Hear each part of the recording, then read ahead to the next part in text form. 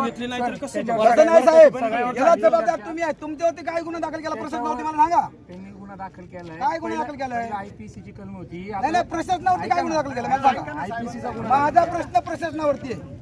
प्रशासनावरती काय गुन्हा दाखल केलेला आहे? आईवडिलांच्या त्या गोष्टी महत्त्वाच्या आहेत. अहो त्याच्या आईवडील आम्ही जबाबदार आहे, त्याला आम्ही करतोय ते.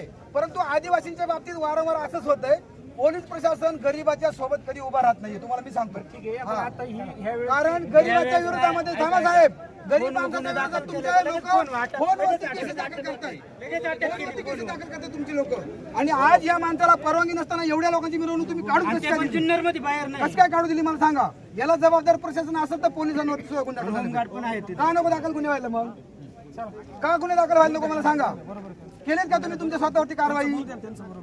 पोलिसांनी तुमच्या स्वतःवरती कारवाई केली का साहेब? मला याचं उत्तर द्या.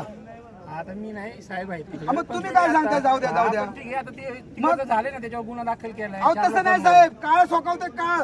इथं पोलीस प्रशासन असल्या राजकीय लोकांना जर पाठीशी घालतंय ना, त्याच्यामुळे हे काळ सोकावलेलं. ठीक आहे, चला.